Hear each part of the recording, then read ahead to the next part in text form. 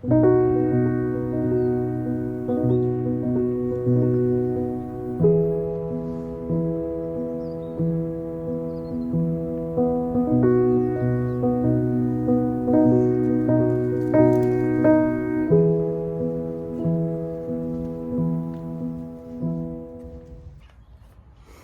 good morning. It's difficult to believe this is mid-January. In fact, it's the 22nd of January today and it is boiling up here.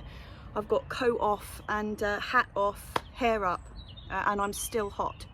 Yeah, this is going to be my mid-January plot tour. It's going to look a bit incongruous because we have had a couple of really terrible days and we've had a storm the last couple of days. But yeah, this is just magnificent. So I'm going to take you around. I'm going to start from the top end this time and come down this way because the sun's over there, and filming up the way I normally do is just like constant sun glare. So we're going to go the other way around. And yeah, normally it's like get the kettle on, warm up with a cup of tea, and today it's like, where's the ice bucket? So yeah, pretty extraordinary. Let's go and have a look around the allotment then. Okay, yeah, this is the entrance to the plot. This feels really strange filming from this direction, but so yeah, when you come in you go straight to the compost bins, and under the bay tree we've got a couple of rogue tree cabbages, which you'll see we've got quite a lot of rogue tree cabbages on the plot. Can't have too many. The top bed is the salad bed normally because it's got partly shady, so they do quite well in here. We've got freckles, and look at the colour of these radicchio in the sunshine. Is that not magnificent? Also got some celery leaf, which I'm going to be drying and is fab in stews. So I've got two new trees at this end in front of the compost bins. This one is a conference pear, which we underplanted with masses of daffs, and the first of those are coming up, which is just so exciting. Like, it's just like looking at spring. Absolutely gorgeous. And the buds are starting to swell. Come on, focus. Yeah, the buds are starting to swell on here, which is lovely. So like I say, compost bins all up this end. We've got masses of sieving to do because loads of it's ready. Manure ready to be going on to some of the beds that I'm about to clear. This is the cherry tree, also underplanted with spring bulbs. We've also got a couple of Californian poppies in here and some auricula. I'm going to be sowing wildflower seed under all the trees later this year, and it's also going to be all the way across this side of the pond. So this is the buddleia that I pruned 2 vlogs ago. And we've got an uncovered red currant, which is mainly for the birds rather than ourselves. And this whole strip here had a magical mix of toad flax in it this year, and I'm going to try and repeat that because it was glorious. Pond is looking good. This was frozen when we got here this morning and it's defrosted so fast.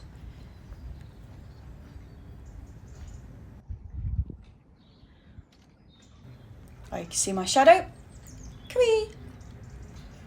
There's also going to be wildflowers across this side, taller ones, and this is the comfrey that I've got to find a new home for because I have moved it. Over here, a couple of sad looking lettuces that have got waterlogged. This bed is the Dahlia Bed. It's also been completely planted up with tulips this year, and you can see just like one of them has decided now's its time. Bit early, but it should look magnificent when it's ready. This is the first of the field beans, which is a green manure we're using this year. End of this bed we've got the last of the parsnips. We've had some real big beauties from here. You can just see there's one in there. We've got a rogue one over here which just looks like a bit of a tangled mess. I don't know what's going to be under there, but a couple of them look good. Like that one's looking pretty snaz. The frost will have done them a lot of good. Other end of the bed we have a mixture of celery and celeriac.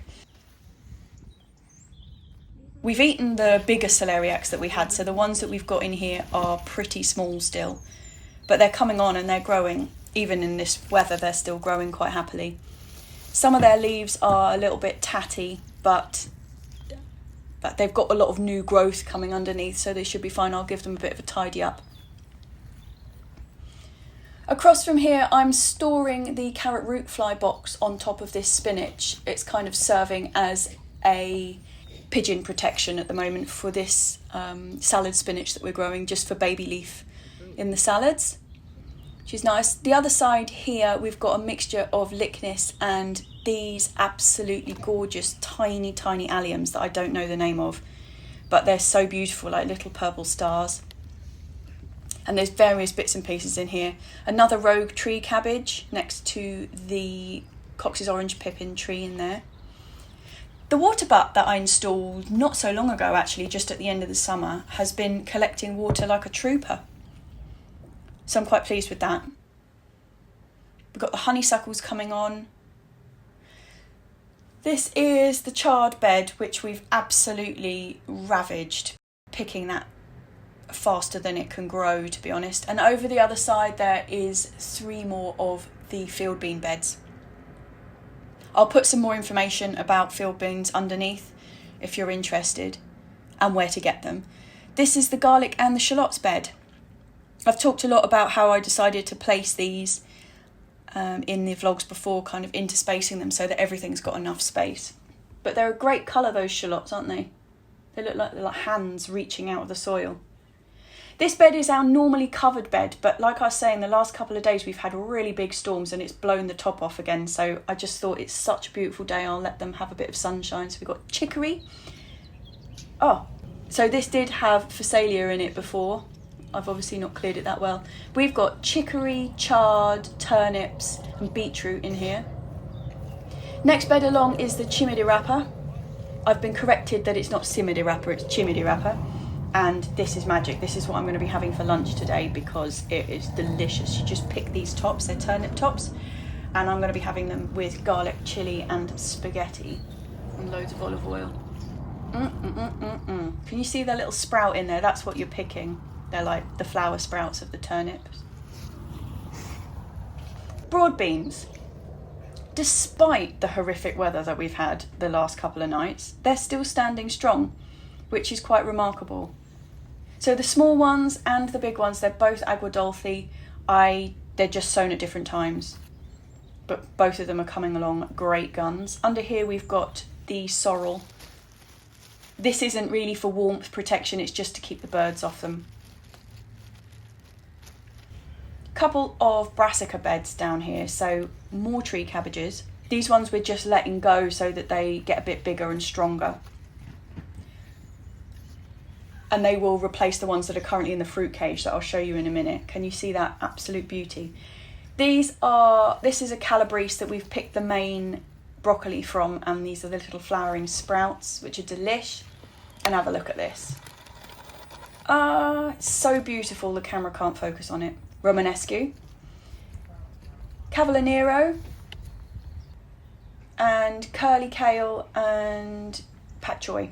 Pak choi has been really fantastic this year, and this is just growing outside, no protection at all, and it's been survived some really heavy frosts. I'm not going to go into the greenhouse or the polytunnel today because they look exactly the same as they did in the December plot tour, and I'll only be letting the heat out by opening them up, so I'm not going to do that.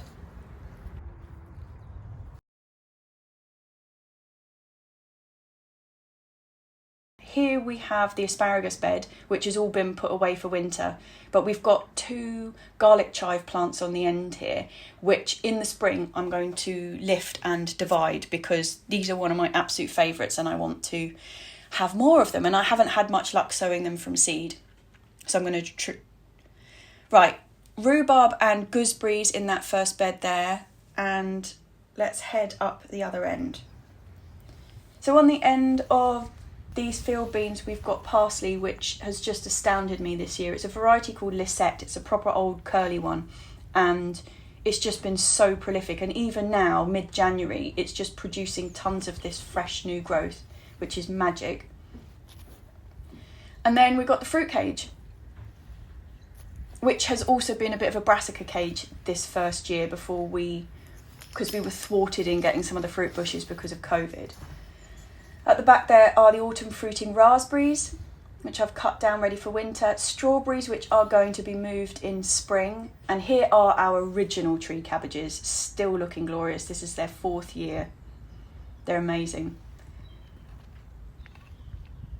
This is something's happening in there, I'm not sure who it is, but it's all starting to curl over at the top, so that's promising.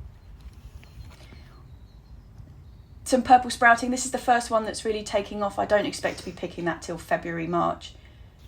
This is another one, and some sort of the tail end of the Brussels sprouts. This is where I'm going to be planting out the strawberries when I move them from the other side so that I can build a proper cage for them.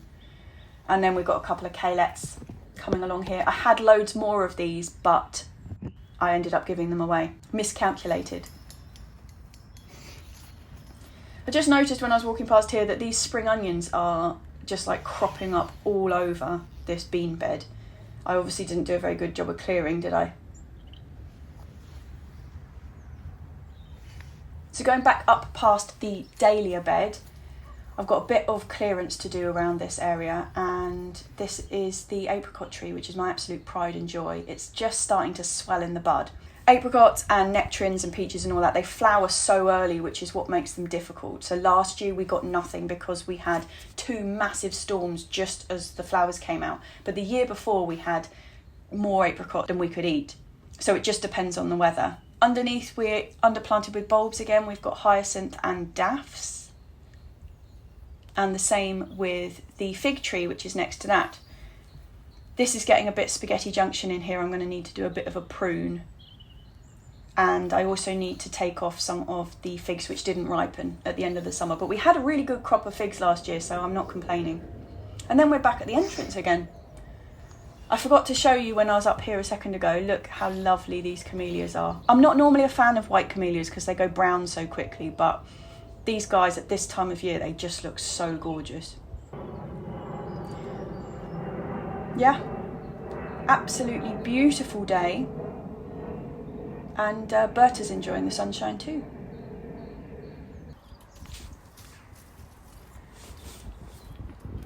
So that's where we stand mid-January. It's an extraordinary day. I've just looked at the thermometer on the other side of the shed and it says it's 26 degrees out here today. I'm going to take you home now and show you some of the seedlings that we've got up. So I've sown the aubergine and the chilies and a couple of spring onions and leeks just to get them started. I know that we all talk about, I know there's a big thing about, oh, it's too early to sow chilies, it's too early to do this. Well, it's not for me. It will be for some people, but I know I do it every year. Couple of years where I've listened to people who've said, oh, don't sow them now, it doesn't give you an advantage, and you know, it's just a waste. It's not for me. Where I live, it works to sow chilies right at the beginning of January. So it's different for everybody. Some people who live in a colder area, then no, it's not going to be right, but for me it is. So that's the way it goes. Let's go and have a look at how they're doing anyway. Okay, this is my really rudimentary heated seed tray setup. These guys are just down here waiting to germinate. These are spring onions and these guys are leeks. And then up here I have got the second wave of chilies, peppers and aubergines.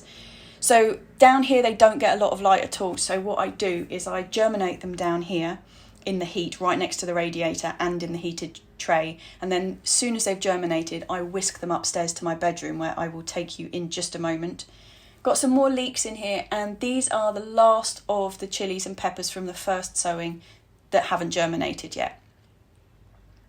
So yeah, like I say, as soon as they have germinated I whisk them upstairs to my bedroom where I've got a huge window that catches all the morning light and a big window ledge. So this is where I transfer them to.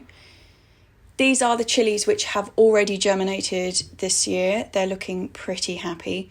Up until about March, my room just gets steadily more and more full of seedlings, and like it's built out to the point where I can't access my wardrobe.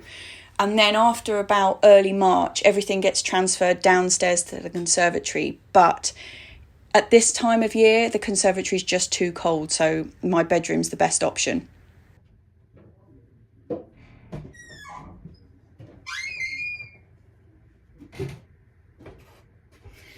So what absolutely magnificent weather we had this morning.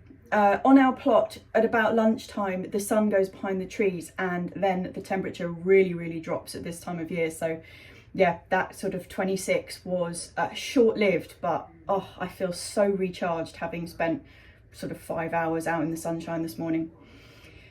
So that was the January plot tour. I will see you all on Tuesday for vlog number 42.